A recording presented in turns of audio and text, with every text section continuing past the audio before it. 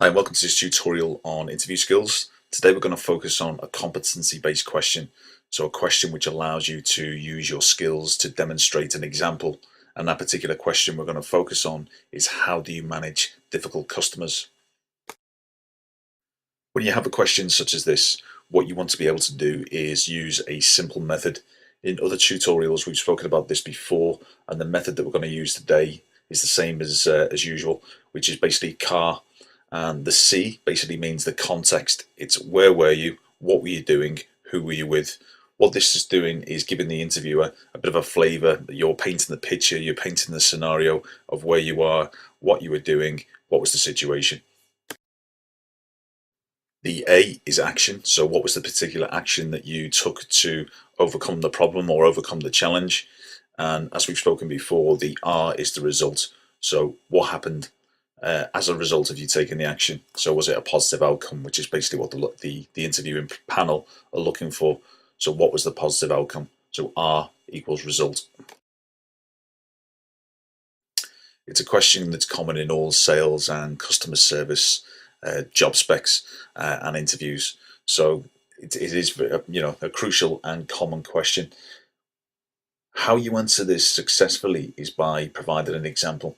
And I'm going to give you an example of how I would answer it. And again, it's just split into those three different parts. I currently work for a mobile phone company, a national organisation dealing with both retail and business customers. Quite recently, I dealt with a business customer who came into the store who couldn't use his mobile phone abroad. The main challenge was his mobile was a crucial tool for business. With over 20 to 30 employees, countless customers around the world, he did lose a significant amount of business while he was away for 2.5 weeks. The problem was, as I say, he'd been promised that he could be able to use it, so he was very irate and wanted to leave the network and obviously wanted a refund as well. The action that I took was to invite the customer in with his partner, to sit them down, to get them a drink. The second thing that I did was I took a notepad and pen and I asked a series of questions. One of the things that I wanted to do was to get to the bottom and get all the information that I could to be able to go back to the network and make sure that we solved the problem. In fact, the first thing that I said to the customer was, "You're not going to leave until I've solved this problem satisfactorily." As soon as I said that, the customer could see that I was in control and that I was going to solve this problem.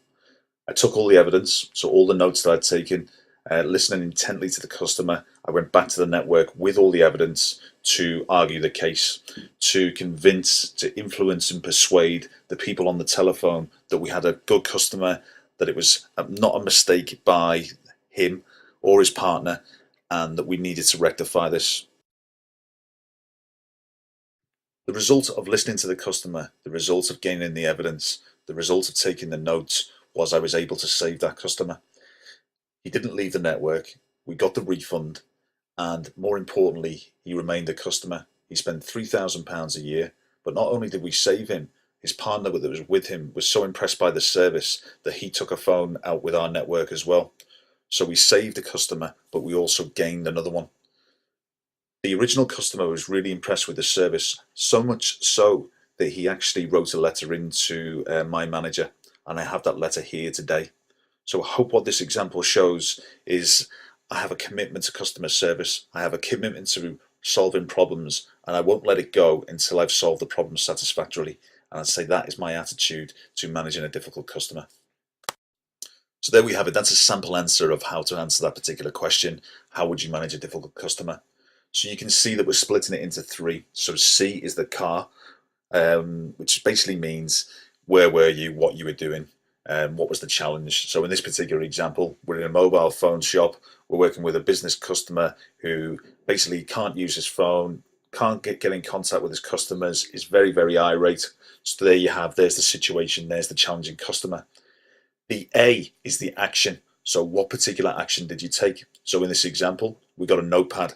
We got them sat down with a drink. We listened to the challenges. We got the evidence together. And we also said, you're not leaving until I've solved this problem. So there's the action that you took. The secondary action that was taken as well was to gather that information and to influence and persuade the person on the telephone to make sure that this customer got a refund. The R, the result, again was quite clear. So we've saved a customer and we've gained another one, which again is a really impressive example. So not only have I saved a customer, I've gained one, and I've also got a letter giving compliments basically about my service, and here it is in front of you to be able to see. So it's a very, very powerful answer. Now, many of you listening to this might think, well, I have never had a letter before. I've never been in that particular kind of situation. But use your experience. It doesn't matter if you haven't got a letter. It doesn't matter if you didn't get an extra customer. The key thing is what's your approach to managing difficult customers, and what the interviewer is looking for is a positive approach. So, for example, if you have had a difficult customer and you've solved the problem, that's good enough. But if you have got more examples where you have saved or you have gained or you have got a letter, then that's great as well. Now, there may be some of you even listening who have never had a customer service or sales job before. Now, if you get asked this question at interview, don't turn around and say that you've had no experience. For example, on your CV, the employer will probably know this. I say this is particularly for young people going for a job, but just don't turn around and say, I haven't got any experience. I've never managed a difficult customer before. How to approach the question is to say, well, I haven't managed a customer before, but this is how I would approach it. So, for example, I would sit them down, I would listen to them, I would take notes, I would go and investigate, I'd go and solve the problem. The result that I would expect to have is that that person walks away happy, that that person walks away that and would recommend a friend or would come back for a repeat business.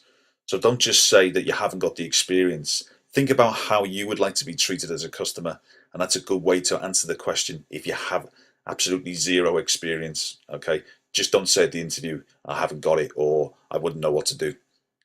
Think about how you would like to be managed as a customer. So there you have it. There's a really good example there to use. I say don't worry about the letters if you haven't got any, or that you haven't saved or gained a customer. The key thing is what is your approach? How do you approach difficult customers, and what is the result that you either can prove or you would expect to achieve? So I hope that makes sense. Again, the key thing is examples. The key things are evidence. So make sure that you think of examples from the past. So all the best with your interview skills coming up, or interview coming up for the job. And I say best of luck to you.